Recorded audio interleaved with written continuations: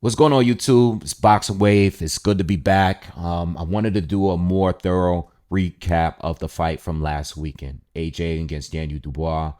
It's been a week now. We've heard a lot of news about the fight, what could happen in the near future, and I wanted to go through all of those things, but I do want to recap and give you a thorough review of the fight before I just gave you a reaction video. And we discussed things for a while, but after rewatching the fight a couple times, I wanted to pick apart what things that I noticed in the fight that I didn't notice on the night of the fight because I was so shocked at the just the way it went. I didn't expect Daniel to be so dominant. I'm not extremely shocked at the results.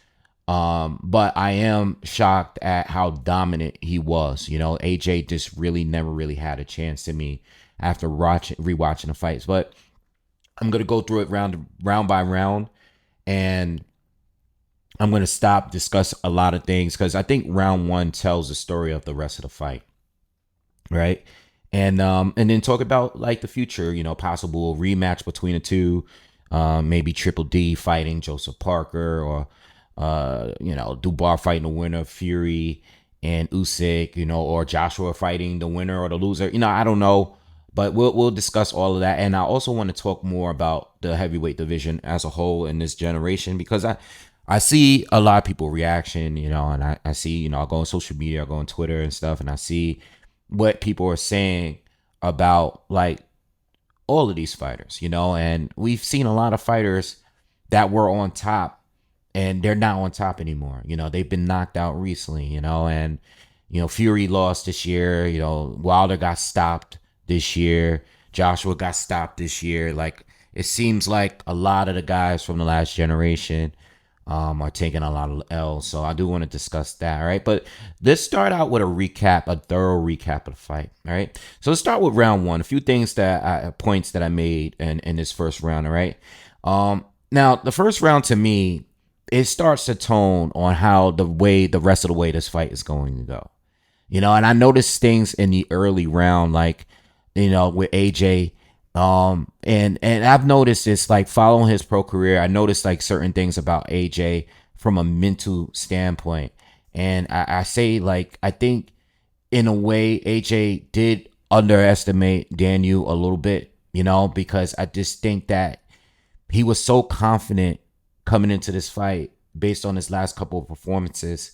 And I think you could see it, I just think that he didn't fight on a level of caution he had when he fought Andy Ruiz in a rematch, and even though I think this was a much more dangerous fight for AJ than the Andy Ruiz rematch, still I just think that AJ fought with a little bit too much swag, too much taunting, too much looking to the crowd, he just seemed a little overconfident, and I think that played a part in how this fight went. I'm not taking anything away from Triple D because Triple D was better in every way in this fight. So I'm not taking anything, but I think AJ should have had the approach of this could be my last fight type of thing. This could be a fight where I might lose. I don't think he took that approach, and I don't think he fought that way. And I think that's a small part of why the fight went the way that it went, But let's start out. All right. Now, a few notes. Triple D sets the tone by landing a clean right hand. Like right away, he lands a right hand clean. And one thing I noticed with this fight is that every punch bothered AJ. Every single one. It was never his reactions to everything. Yeah, he didn't get knocked down or he didn't get hurt, but every punch seemed like it stunned him. Even the jabs. It just seemed like AJ reaction to it it was either he was hurt or he was either knocked down. Ref right away warned Triple D of the headbutts. It was two of them, two warnings. He stopped them, let them know like, yo, that's not going down. Triple D has had some headbutts in the past, even this Hergovich fight, so he warns him, and I'm okay with that. That's cool. All right. AJ lands a clean counter uppercut, which was one of the few best punches he landed in the entire fight. All right, I know all of us remember the punch in the fifth round, but this is actually one of the cleanest punches that AJ landed in this fight. All right.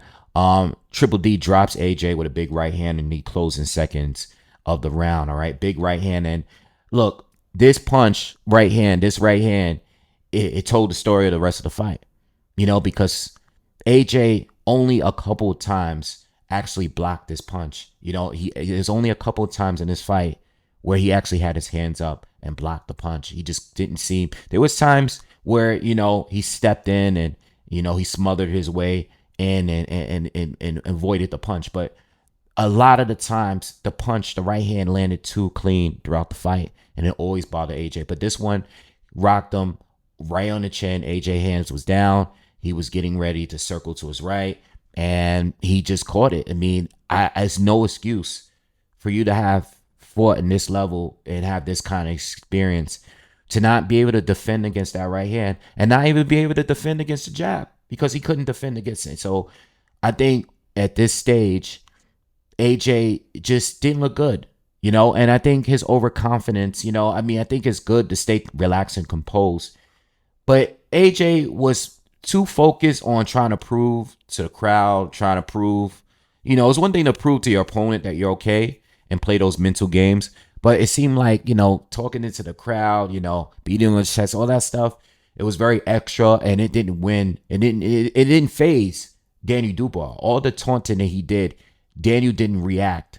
And Daniel seemed like the more mature seasoned fighter throughout the entire fight. So I think this round is what occurred for the rest of the fight. There were certain rounds that was better for AJ than others. Obviously, the second round, he didn't get dropped. The only round he didn't get dropped. But AJ, just from here, sometimes certain fighters get hit with a good shot and they wake up. They realize right away, like, oh shit, this is a real fight, and I got to be on point. I didn't see that with AJ here. AJ, to me, seemed like there was no adjustments made. Like, again, he couldn't defend the right hand. He couldn't defend the jab at all. And I didn't think he made any kind of adjustments. I've seen fights where he has. So I think he's capable of it. But Daniel, again, I just think that AJ was just a little overconfident in this fight. And I think he was focused on being cool more than anything. He was hurt bad by this right hand. And some people say that he never really fully recovered, I think there was times in this fight that he did recover. I think his legs did get better at certain points. I think in the second half of the second round, I think he started to recover a little bit. And then going into the third, I thought his legs recovered a little bit. But I just think that the amount of right hands that Daniel kept landing kept buzzing AJ. And every time he got buzzed, his legs got all spaghetti-like. And that's what happened in this fight, right? Round two, AJ starts off the round landing a lead left hook, right? So I was like, all right. When I saw that, I was like, okay, he's still there. Like, he's still not completely out. He got hit with a good shot. I seen him block a left and a right hand. He had his hands up. Again, I was like, AJ used to fight in a way where I've seen him drop his lead hand and throw this jab from, the hip or whatever. But I've seen where AJ had constantly kept his hands going like this. And I don't know if it's the preparation. I don't know if it's because of the style he fought in his last couple fights. But he changed that. And I think this is what, like, part of the reason why I thought AJ was going to win this fight is because of his experience and him being able to adjust. And I thought at some point, like, moving, putting your hands up, like Usyk, I see Usyk moves in circles with his hands up because he doesn't want to get clipped when it's shot while he's trying to, like, escape. And with AJ here, his hands were just low the majority of the time. This is one of the moments that I caught. I saw him block the right hand and circle around Triple D, and I said, okay, we need more of that, And I'll speak more on strategy when I'm done going through the rounds. But Triple D lands another big right hand and throws. It has AJ in trouble a little bit. He's throwing a flurry, heavy bombs on AJ. AJ is trying to tie up, but Triple D is just too strong, man. He's punching through it, and AJ finally ties up, and the ref comes in and separates him. I think at this point, and these are one of the very few moments where Triple D kind of gets tired. Okay, I think when he throws these flurries, I think he backs off for a little bit, and I think AJ starts to connect a little bit with the jab. He might land a right hand or whatever, a pull counter or something like that. But these are the few moments where Triple D wasn't really on him. Like he would ambush AJ and punch himself out temporarily. And this when AJ, and I'll speak more about this because this happens, like again later in the fight. But this is one of the few moments where, Triple D is winning, but he's taking the rest of the round off, and he's not throwing as much. All right. But he's throwing a jab and he's consistently landing the jab. And at no point did AJ in this fight have an answer for that jab, because AJ has a good jab. He has a longer reach, but Daniel Dubois looked like he had a longer reach because every time he used his jab, he stepped so far in that he was always in range of AJ quickly, where AJ would be probing and throwing his jab, but he'd be so far out of range because he's not really stepping in for the jab. So AJ didn't have an answer for that jab. He just couldn't defend it at all. I seen him at times. He would throw his right, he would throw the jab, but he'll have that backhand protecting his face for whatever's coming back, which is usually a jab too. But most of the time, AJ was just throwing it upward from his hip, his waist, and a lot of times he just wasn't in range, where Daniel would just step in and take away that 4-inch reach advantage that AJ had. That was never useful in this fight. All right. Both of them landed two right hands at the end of the round. And this is like the round that AJ didn't get dropped.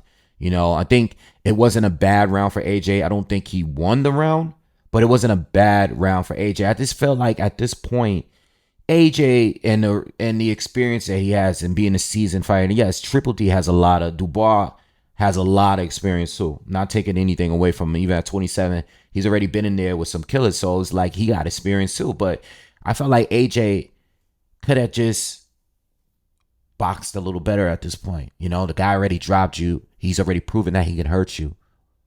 You might as well just smarten up, guard up.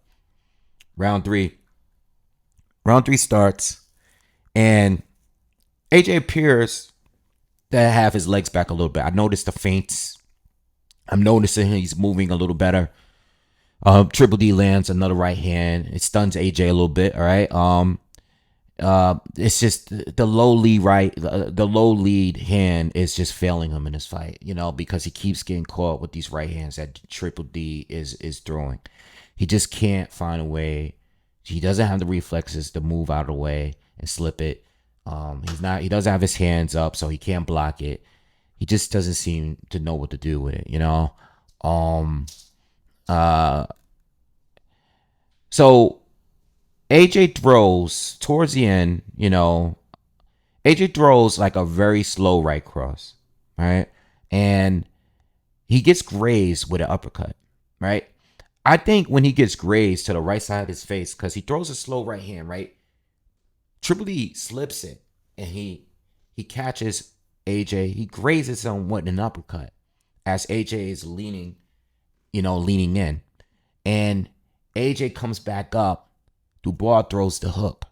Rocks AJ. Now AJ, and I wanted to be on detail because this is a knockdown in the end of the third round, which everyone keeps talking about.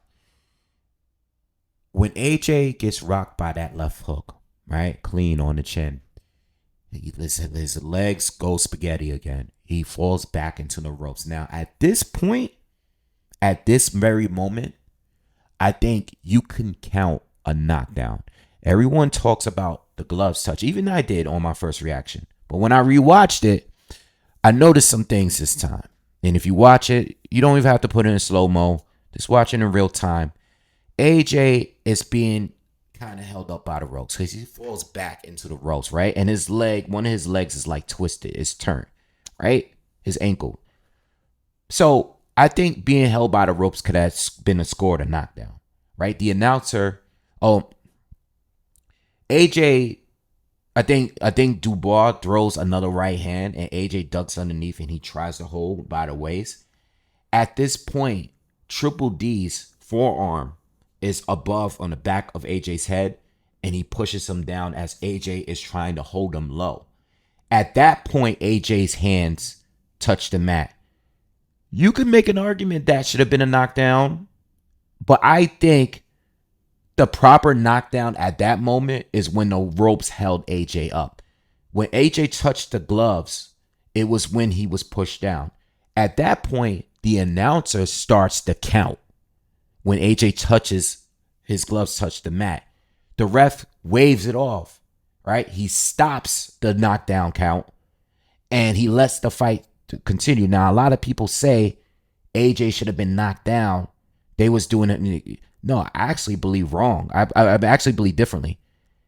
I think the referee did a disservice to AJ by letting Daniel Dubois keep punching on him, because it got to a point where AJ started to clam up and he's dropping low and he's like almost about to fall out the ring. At this point, I think the fight could have been stopped. This guy can no longer, he's not throwing any punches back. He's bending down, right? He's seating, he's like in a fetal position at this point, all right? Barely on his feet. And he's crouched so low that he's about to fall through the ring. And then he falls over. At that moment, I think it would have been a valid stoppage. I've seen stoppages for a lot less. AJ was hurt. He wasn't throwing any punches back. He couldn't even defend himself properly. At that point, I think the fight could have been stopped. So the touching the gloves on the mat part, I think that's the only part where I don't think that part was a knockdown, but I think you could have scored a knockdown for him leaning on the ropes. I think the referee then scored a knockdown until the very end when AJ was literally laying on the ground. And then, the ref allowed him to continue. If you looked at the reaction of the crowd in the corner, and even the commentary, everybody was waiting to see if the ref was going to allow him to continue because the round was over. All right. And he did, but he didn't have to. All right. That would have been a valid stoppage at that point. Okay. So at this point, this is a very dominant fight for Triple D. All right. Round 4, AJ drops him. Round 4, I'm sorry. AJ, right away. AJ gets dropped from a jab. All right. It just basically looks like it's not the hardest punch. We know that Triple D has a crazy jab. It hurts, but his legs are still gone. He has not recovered from the last round, so he falls down immediately. Right. He gets up. All right, beats the count, starts hitting his chest like he's okay, like he's a gorilla and all that. Bro, you're hurt. We all know. You don't have to prove to us that you're good. All right. We don't need that. Like, you've been hurt all fight. Fight smart. He gets up, he beats the count, and the ref allows him to continue. And there's a exchange, but no punches landed. And AJ is like bumped and he falls over. Again, his legs are not great. I don't think that was a knockdown. Okay, so the fight continues. There's a low blow from Triple D. They stop the fight temporarily, and they'll let the fight continue.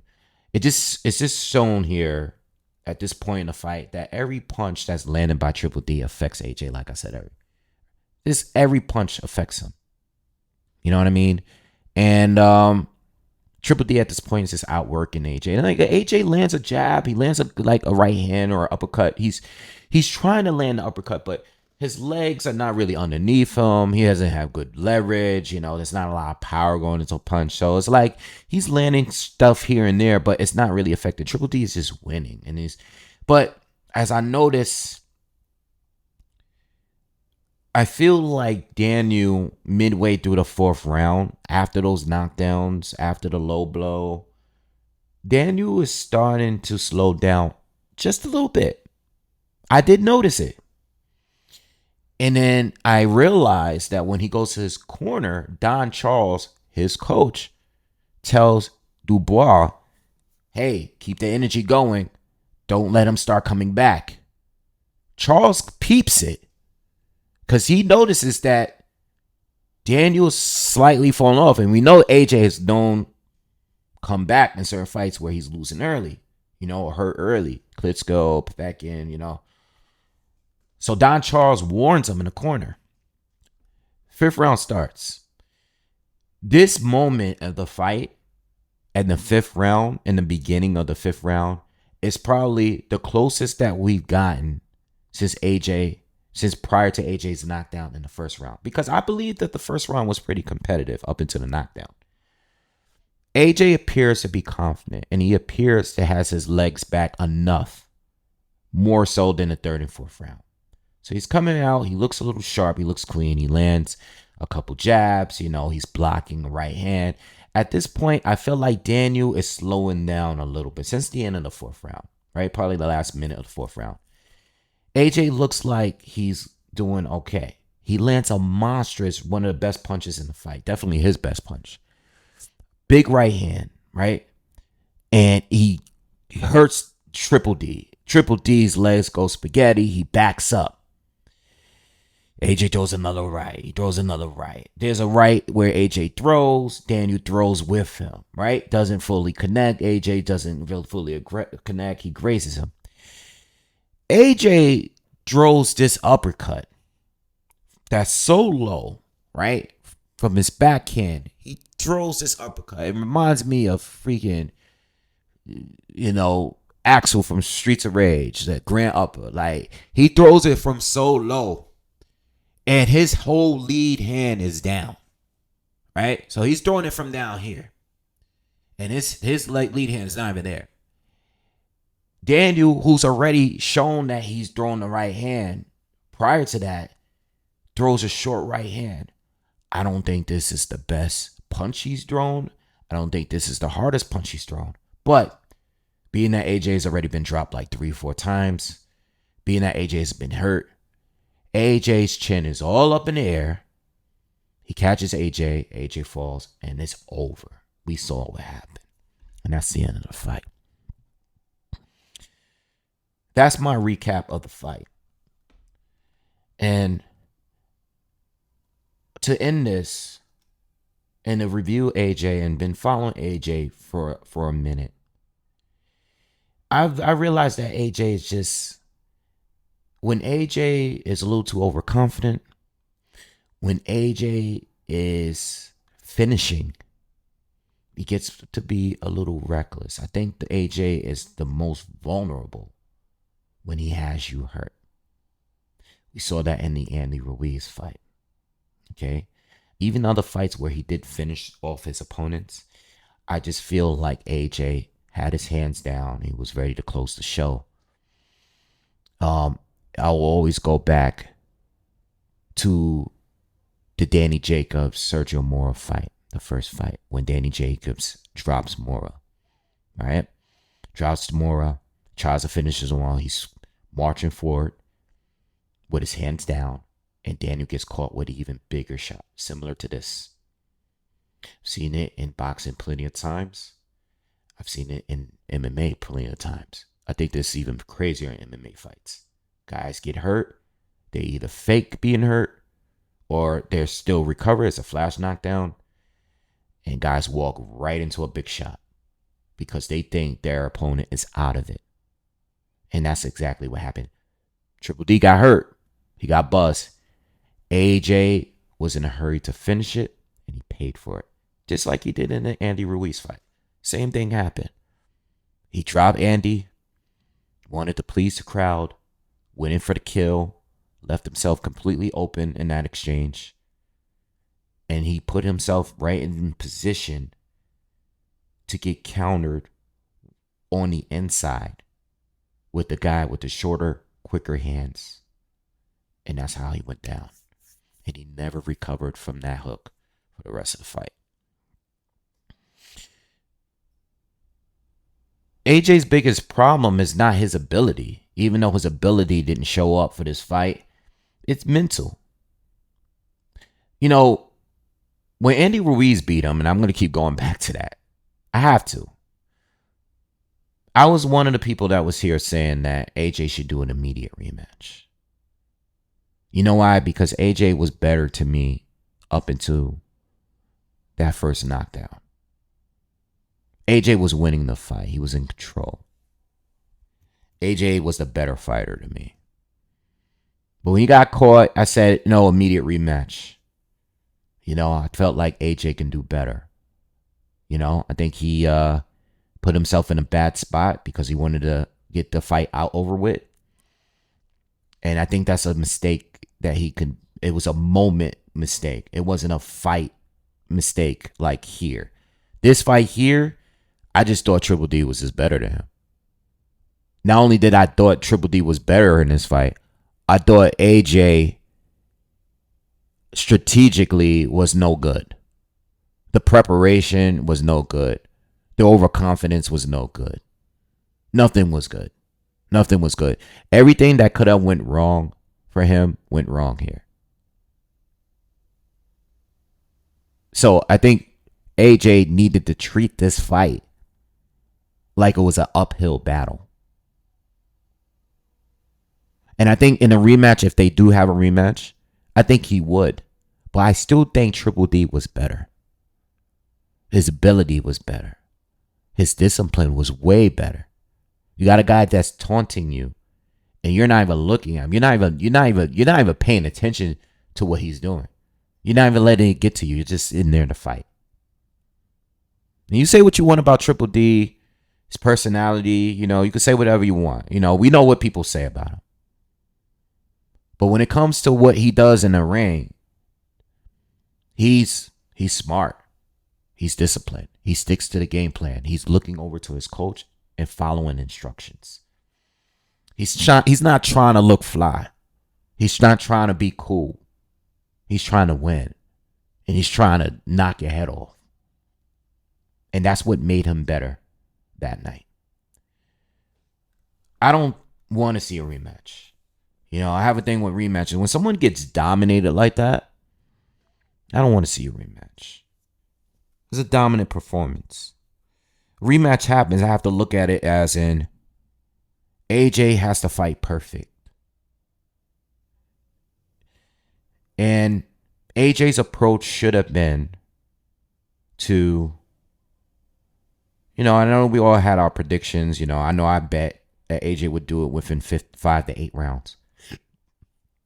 But that's betting. As the fighter, you got to look at it from these points that I brought up in the breakdown. Triple D has been stopped twice before. 9/10 rounds, though. All right. Now, I know Kevin Lorena hurt him early.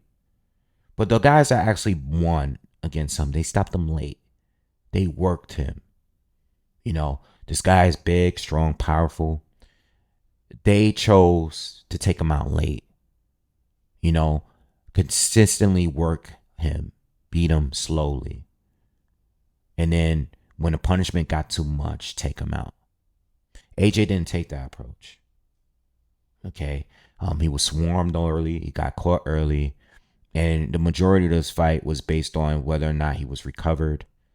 And him just having poor defense. Just a terrible performance. This is not like the Andy Ruiz performance. It was a terrible performance by someone that was fighting someone that was dangerous. And I thought with his experience, I thought he would know that going into this fight. I didn't think he would fight as reckless. I think confidence is needed. And I think those fights was necessary. Those recent fights were necessary. But you still got to go in there smart. And I felt like 34-year-old version of him being in his prime.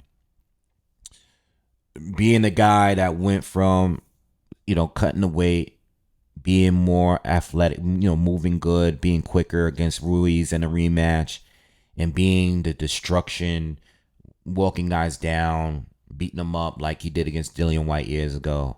I thought the combination of both was finally here. And what I saw in this fight, I don't know what that was.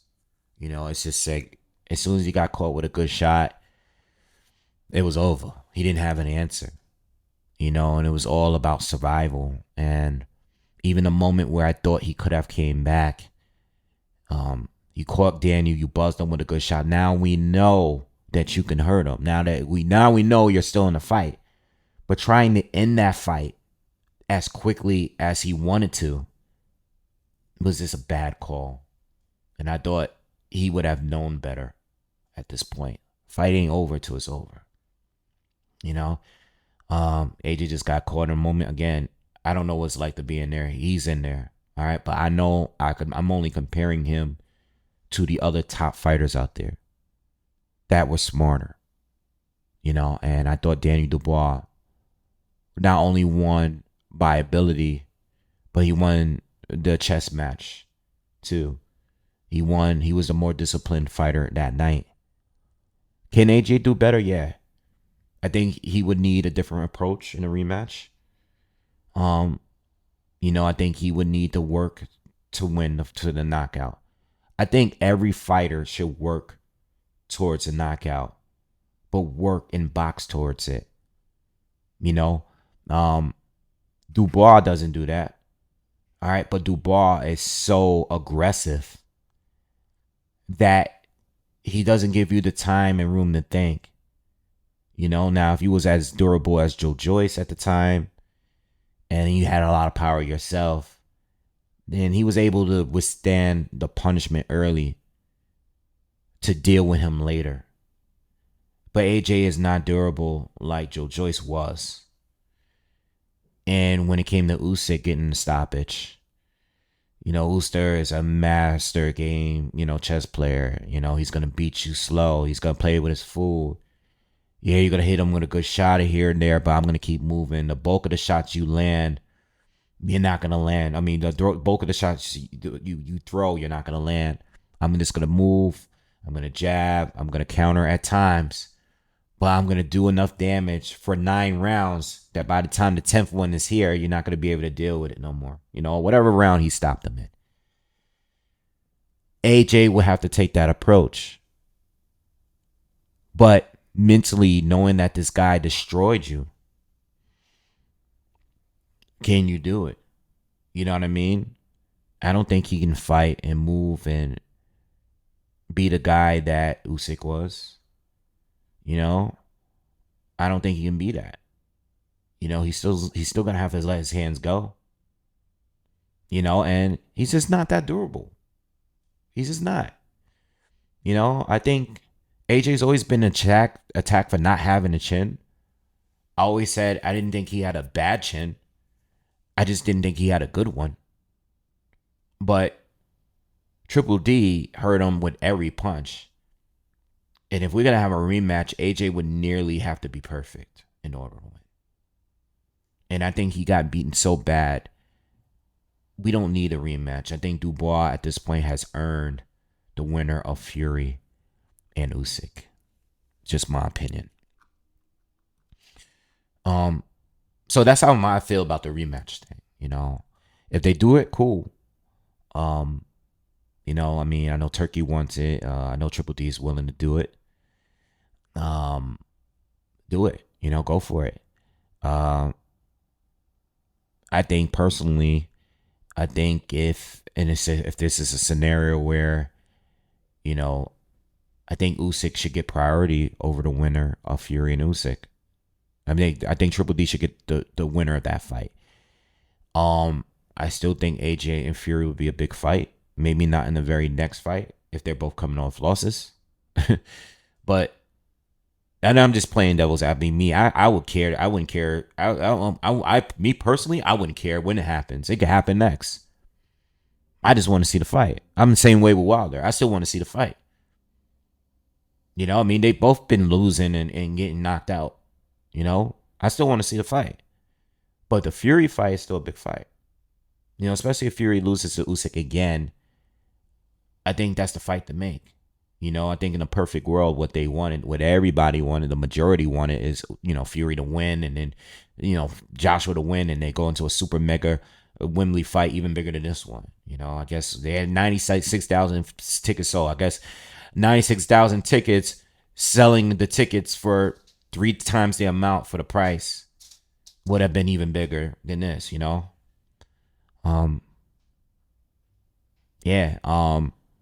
But that's the way I look at it. This is heavyweight boxing. And then when it comes to this generation thing, look, man, I don't think the generation is over. I think, Triple D is definitely the leader of the next guys up. You got guys like Fabio Wardley and Jared Anderson and, the guys that's still in their 20s, somewhere around their 20-ish, Jalolev, guys like them. Those guys are still, they're the next generation, but I think it's Triple D at this point, and then there's everybody else. You got Moses Atayama, who's on the come up. You know what I mean? I think he's going to get to the top very quickly. But I think this current generation is still the top guys. If you're not, including Daniel Dubois, I think Daniel Dubois is clearly at the top, at the very top. Only beneath Usyk at this moment. And I think Usyk, oh man, I said this before when Usyk beat Fury. I just think that Usyk, he's not American. He's not European. I mean, he's not British. All right, he's not from the UK. I think if Usyk was American or from the UK, I think Usyk would be appreciated a lot more, either by American boxing fans or the fans from the UK. Not saying they don't, but I just think that Usyk is by far, resume-wise, I think he has one of the greatest resumes in recent memories, period. I was looking over it the other day, and I, just looking at the cruiserweight from Krzysztof Glowacki up from that fight on, 9 fights in as a pro.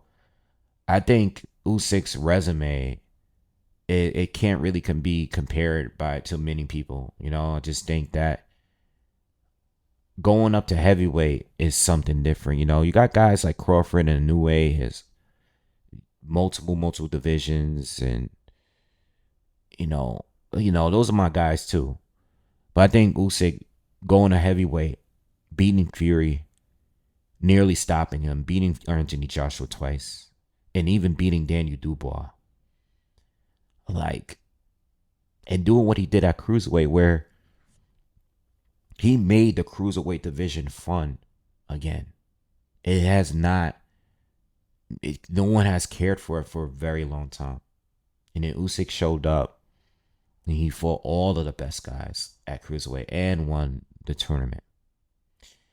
I just think that Usyk is solidified, and even if he were to lose to Fury in a rematch or lose to Triple D in a rematch, I think his career has already been solidified. And I don't think even losing at this point changes anything. Everything he's done, he did it in his prime, or close to it.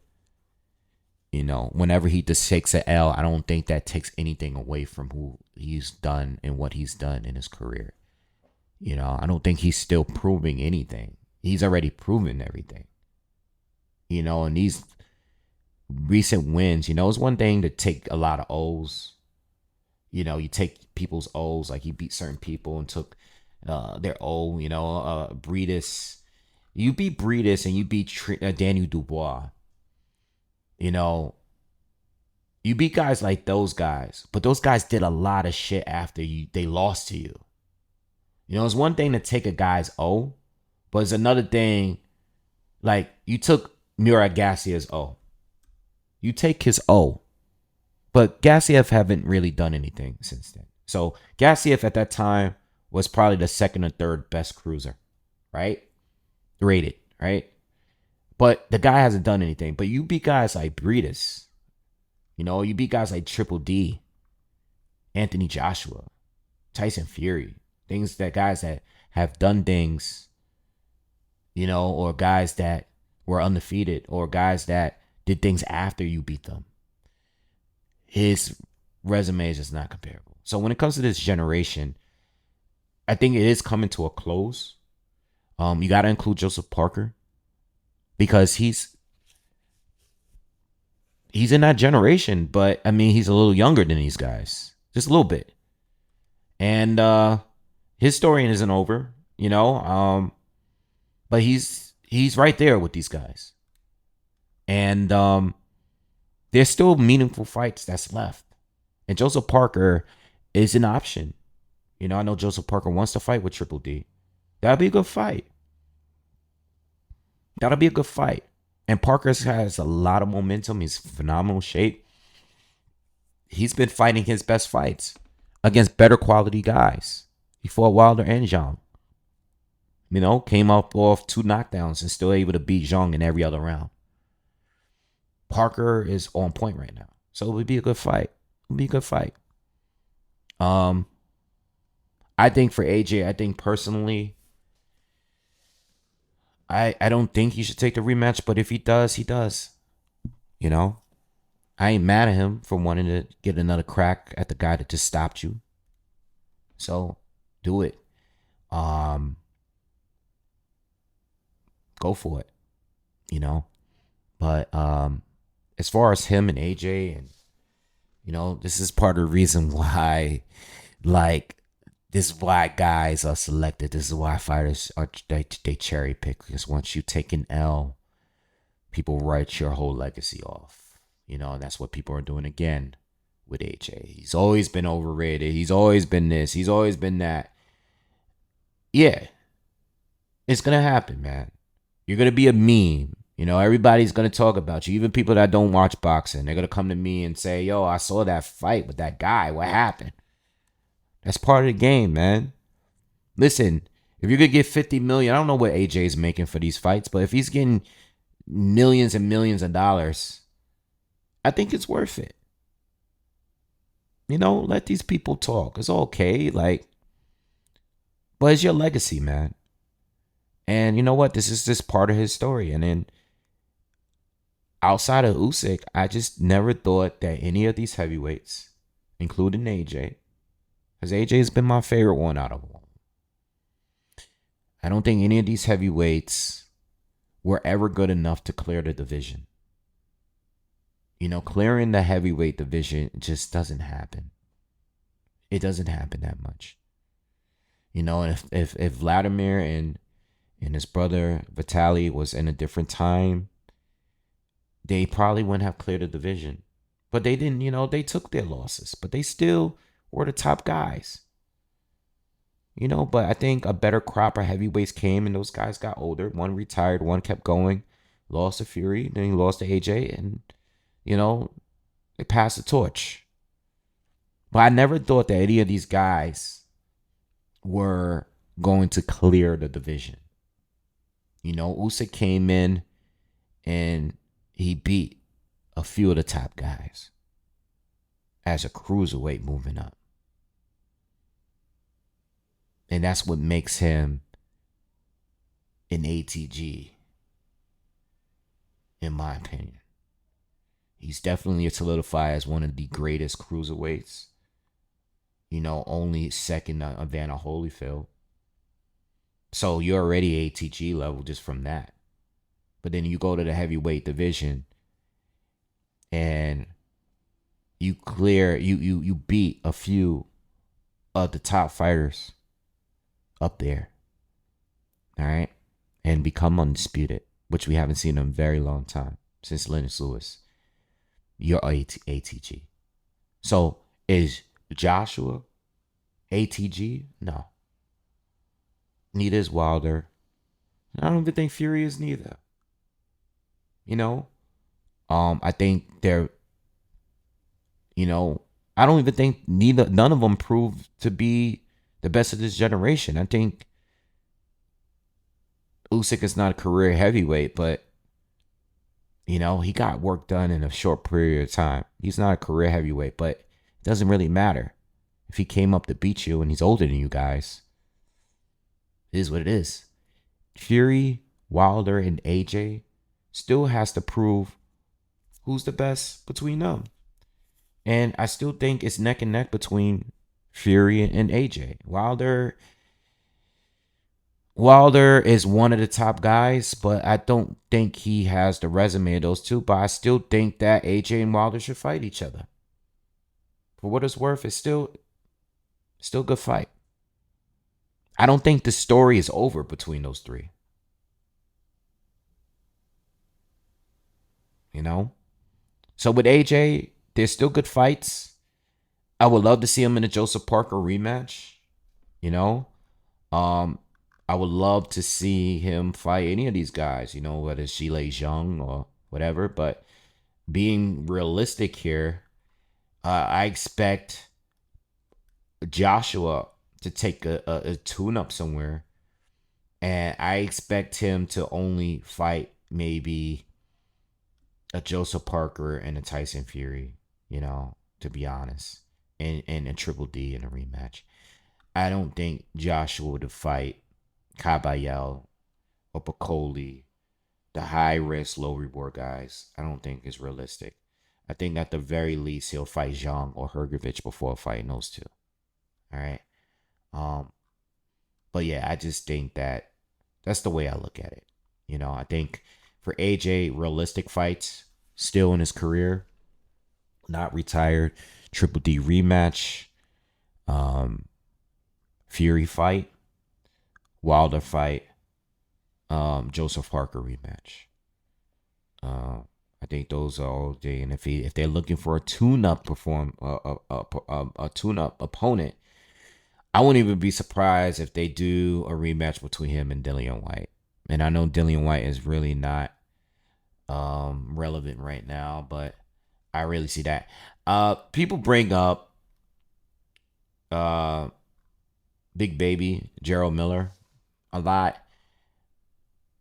Even though Gerald Miller right now is buzzing right now and he's back in the mix, I still don't believe that fight ever happens with him and AJ. I think that the fact that he popped dirty and the fight was canceled, I just don't think that AJ would ever give him the opportunity. I personally wouldn't. Like you disrupted everything by just popping dirty. You know what I mean? So I don't think that fight ever happens. It could, but I'm not expecting it to. All right, and when it comes to Triple D, I think the only thing he should be doing right now is waiting for the winner of Fury and Usyk and seeing if he can get the winner. That's the only option for me. I think anything else, if they offer him enough money to fight AJ again, I guess go for it. But anything else is just why? That's the only realistic option for me. He was ferocious. He got the job done. Very, very credible opponent, and I could see him being a problem for everybody, including Usyk in a rematch. All right. Anyway, I think that's it. I think I cover all areas when it comes to the heavyweight division and the Anthony Joshua Daniel Dubois fight. I am currently working on a part 2 of the Arthur Beterbiev Dmitry Bivol breakdown. I did one earlier this year. I'm going to do a part 2. It's going to be pretty long, but I'm really working on a second breakdown for that and giving you my final prediction. All right. I literally changed my pick again twice this week because I'm starting to do film study again. All right. So I'm going to give you guys a breakdown. That'll be my next breakdown. All right. So be on the lookout for that. That fight's in a couple weeks. All right. Please subscribe to the channel. I will see you guys soon. Y'all have a good day. Peace.